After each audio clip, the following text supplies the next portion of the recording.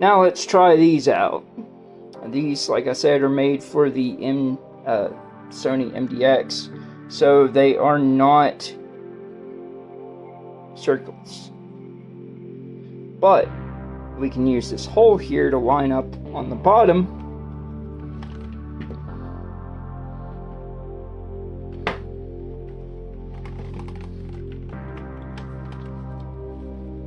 Just to be able to get it to sit.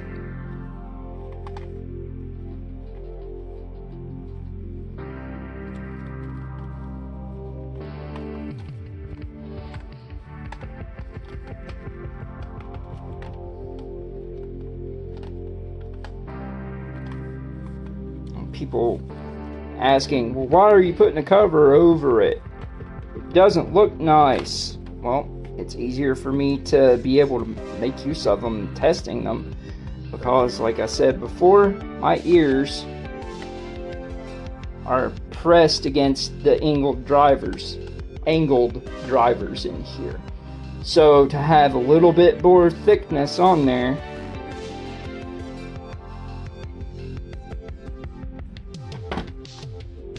I got these. It's going to add about maybe 2 or 3 to 4 millimeters of thickness overall, but it'll be a lot easier, more comfortable.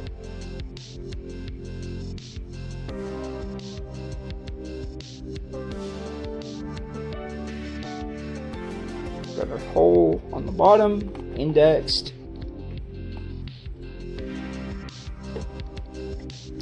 The way that I was using the previous covers, these, I actually had the drivers, or I had the ear cushions removed, and I had a gap about that much, and I just tucked it in behind it, and they stayed very well.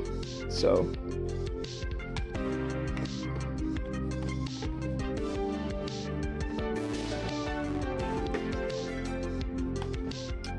doing all of this with something around your neck where you can't get down on it to see it, and having to look through the viewfinder of the phone, it's not ideal. So bear with me. While this takes more effort that way than it would to just do it outright,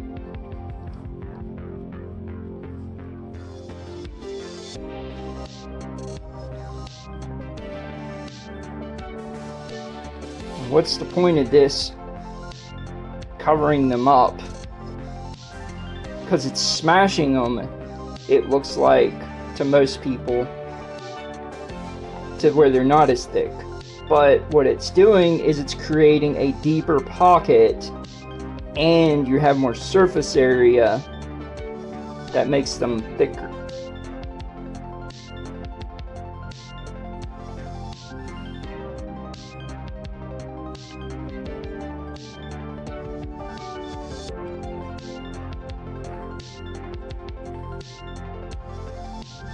Rotate this one just a bit.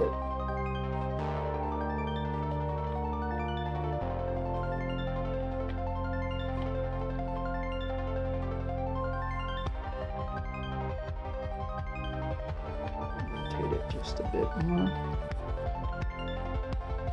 And the other covers I have here from Geekria, these are knit covers. They have an opening on them for the driver's side, so these are $10.99, currently $11.99, I believe. These were $10.99. These are medium rounds. These are medium rounds.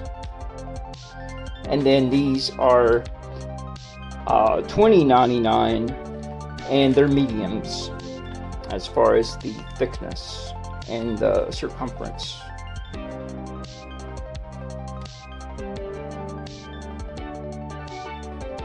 But if any of the other people out there that have the Pulse Elites and have larger ears, or just don't like the pleather feel on their ears,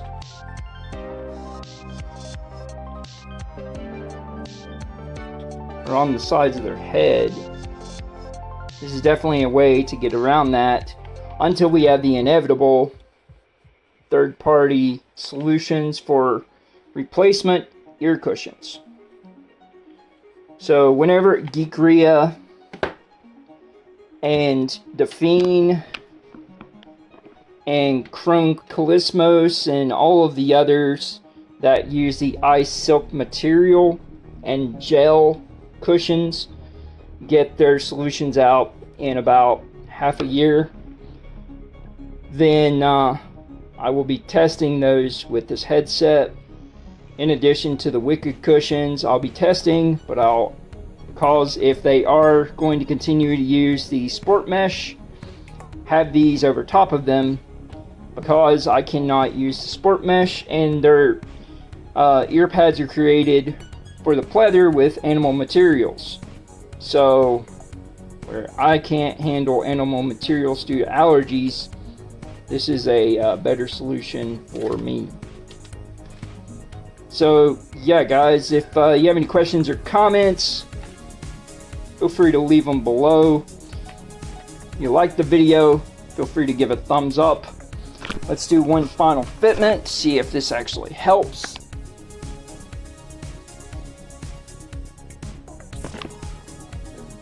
Okay, so now my ears are no longer touching and smashed into the angled drivers. That's good.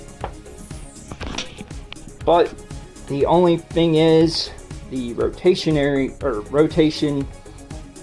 of the positioning of the oval. You just have to work with it based on your own head, where I have one ear that's offset and higher than the other, and both my ears stick out very far, and they're on the larger side. It's just something that's just got to be adjusted to each person. So that's why I would have to have these a little bit offset. They won't look like they're in the same position on the bottom. Yeah, that's about where my ears positioning would be.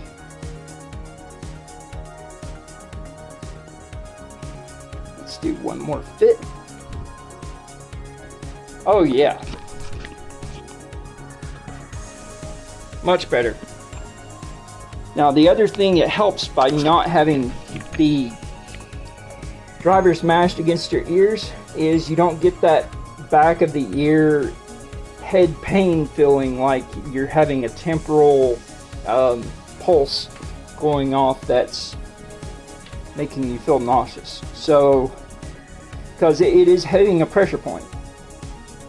By doing this, I could probably make use of these for at least 4 hours, opposed to the 12 minutes I could get through before I was just... You're changing the sound signature as well whenever your ears are mashed against the drivers, because you're not getting that spatial resonance to go through the tuning fork method of how the planar magnetic drivers deliver sound. So this helps with that, but it's also doing another thing. And I learned this whenever I had these tucked in and just kept a small gap on here. It was making it feel and sound like a hybrid open back planar magnetic headset. I liked it because it got rid of all of the treble hiss and whine sound out of all of the voice content that I was checking out. And then the other thing it was doing is it gave it like an extra depth of the resonance, so it widened the soundstage.